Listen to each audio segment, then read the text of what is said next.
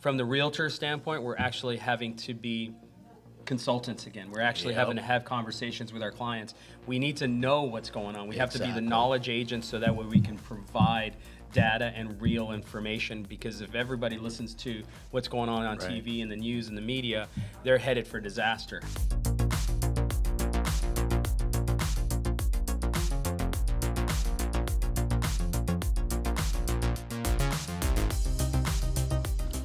All right, welcome back. Another episode.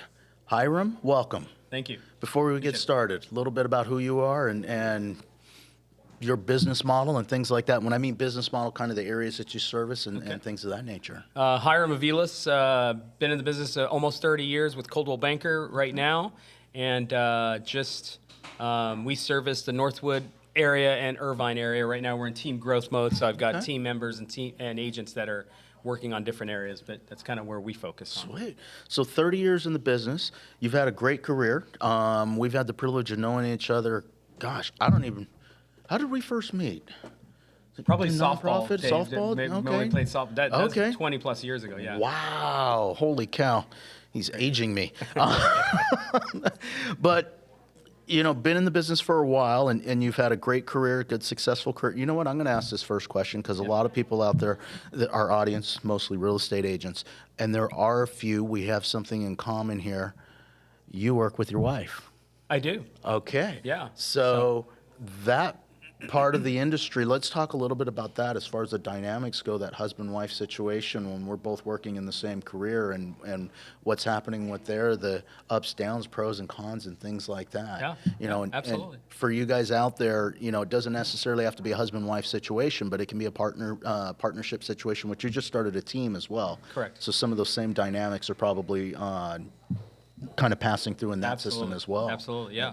No, so, husband and wife Diane joined me full-time about 8 years ago in the business. Prior to that, she was, of course, involved indirectly. But I think the biggest thing for us, and we're always learning, even through today, we're learning the best way to work the model and everything else. But I think the biggest piece of advice that I can give and that we've learned is you've got to clearly know each other's roles. And so even though Diane and I are fairly similar in terms of personality, she definitely does things I don't want to do, and she's way better at them than I am, and vice versa. I do things that she can never do, and she doesn't want anything to do with some of the things. So that's the first thing, is clearly defining the roles, and we have. So right now, Diane handles all the client service coordination from when we first talk to the client up through probably when we're listed, and then she kind of goes away on to the next, and that's when I step in and handle everything from that point forward. So that's it. Really clearly defined roles, and I think you can make it work. That's the same for a partner as well. It doesn't have to be a wife, like Nestor said. It could be a partner, and the partner and yourself have to have clearly defined roles in terms of what that person does in the business in order to get business, and what you do in the business in order to get business, because that's the main focus. Exactly. I like to call it, one of the things I always, when Michelle and I are having conversations about the business, it's stay in your lane. Yep. And, I get it. We drive on the freeway. We like to change lanes and get into the fast lane every now and then. But really every time something comes up or where we see, something going wonky in the systems and things like that, it's because we've deviated from what we know works, or, hey, I will be the first to admit it. You are better at this than I am, and you enjoy this part of the business. You're better at it than I am, and that's really your role. And sometimes when I try to, push myself or insert myself in there, it usually ends up turning into a mess. So. Yep, absolutely. One more thing I want to touch, because you just reminded me of it, is you got to drop the chip on your shoulder in this business, because, especially as a husband and wife team, it's I'm right or no, I'm right, and you got to drop that immediately because you've got to always be growing in the business. And a lot of the times Diane has great ideas that I would have never thought about. And if I am closed to those ideas, we're not going to grow, and vice versa as well. So, we always say the best idea is the next idea, and that keeps us growing and just kind of focused on moving forward. So, You got to drop the chip and the machoism for the guys and let your wife tell you what to do every so often in our business. So between the two of you, is she the one that comes up with the, hey, I've got this idea and you're... You know what? It's both. It's Okay. both. It really depends on what it's for. Okay. She really does well and shines in front of the team. Okay. I have no problem on video or behind Okay. the camera either as well. So sometimes I come up with those ideas. So it's really both. It's Okay. just a matter of who wants to execute on it. Gotcha. Yeah. All right. All right. So let's talk about the current market. Things have changed. For those of you that are watching this video, whenever you're watching it, we are in final quarter of 2023. Yep. And we have definitely seen a change in the industry and in the market this year and really in the last 6 months. Yep. Your thoughts moving forward, kind of your thoughts on where the industry is right now as far as sales go and what your thoughts are moving forward. Yeah.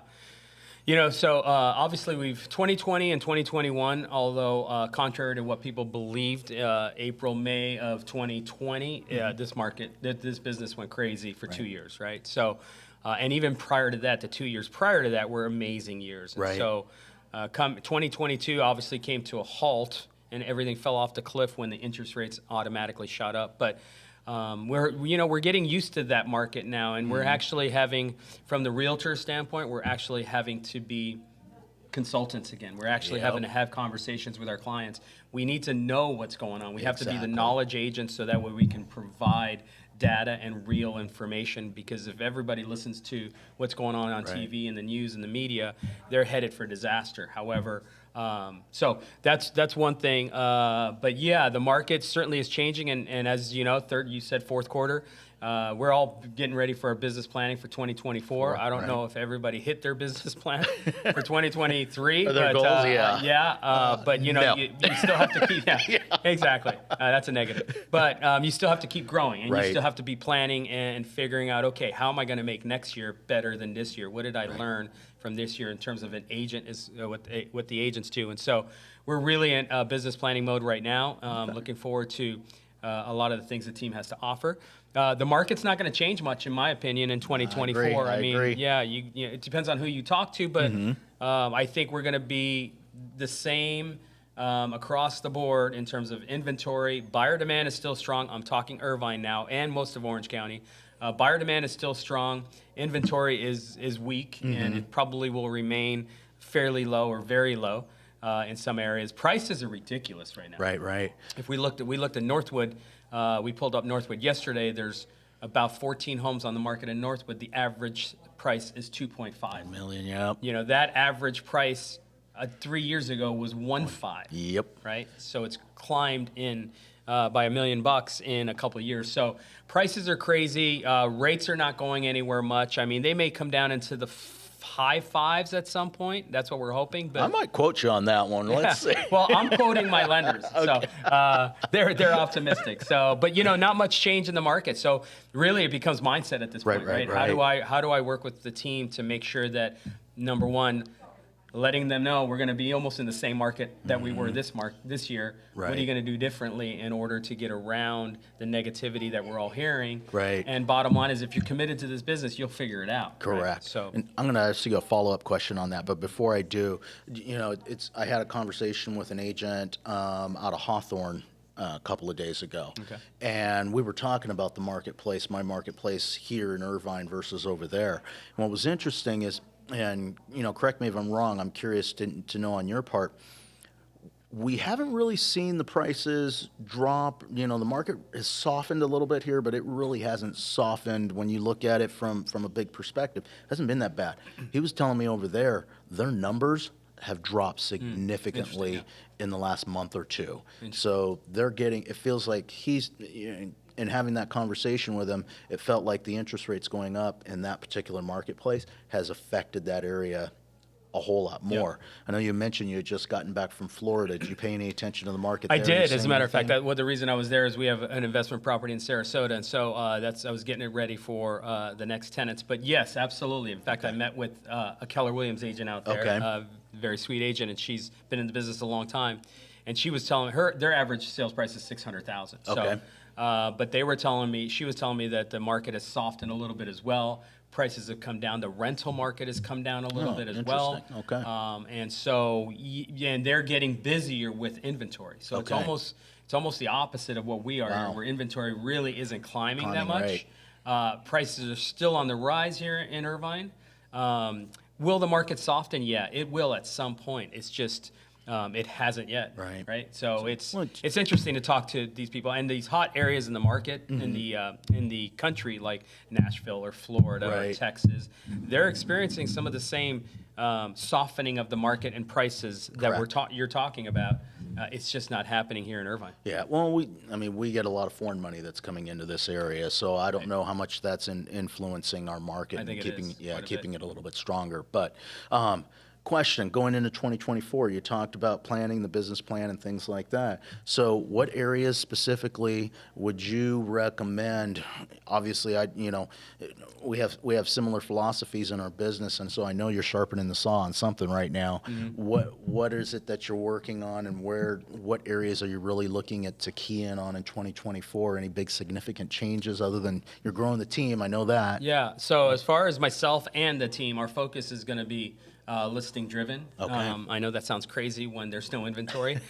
We got to find the inventory, right? We got to uncover it. And as you know, in this business, being in the listing business is much more lucrative, I should say, because you could help a lot more buyers having listings as well. So you do get the buyers. However, I want to make it a challenge to figure out, what is going to be making people put their sign on the front yard, right? What is gonna drive people to say, okay, I've got to sell, and a lot of it is driven by market forces that they're either moving. Tom Ferry says it's the 7 Ds, but you're getting either divorced, you're getting relocated, you're getting diamonds, which is married, you're getting diapers, which is kids. Now I've got to upgrade. So there's reasons that people do what they're doing.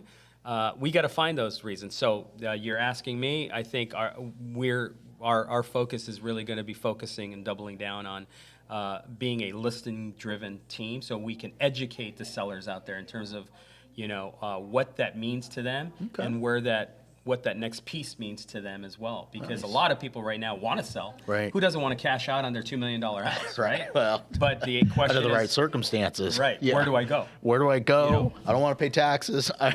All that. But there's a lot of things out there that sellers don't know about that they need to be educated. Transfer the tax base, or maybe if you run the numbers and rent for a year and let prices come down in certain areas, or the rates come down in certain areas, maybe that annual rate might way overwork what you're trying to accomplish on just buying immediately. So there's a lot of things that you can talk to sellers about. So you bring up an interesting point. With the business being so well for so long, we saw a lot of people coming into this industry, and I have a feeling come January, when dues are due, we're going to see a little bit of a drop in the industry. But still, we've got a lot of newer agents in the business that, one of my bigger struggles is people not taking this serious enough in consulting with their clients and educating their clients and making sure that they've got everything they need to make the right decisions. You've been growing a team now. What's the right agent for you, and what is it that you're looking for in that team when you're looking for a new team member that you're taking on to help train and take them to that next level? What is it that you're looking for? Well, we'll look at new agents as well. New agents only if they have strong work ethic. And they're going to fit within our culture. So we have a team culture that we have a good time, we have fun, we smile, we laugh, we do things together. But nothing's easy, and at the end of the day, everybody has to have a strong work ethic, because you will not make it in this business without a strong work ethic. Number two is I want to make sure that I'm not finding somebody that just wants to try this business. Let's give it a shot for 6 months and see how it works. It's the wrong attitude. You will never make it in this business, right? I would love somebody that has done at least a transaction, because then you spend a little bit less time with them, because they know the paperwork, documentation, what the disclosures mean, and all that other stuff.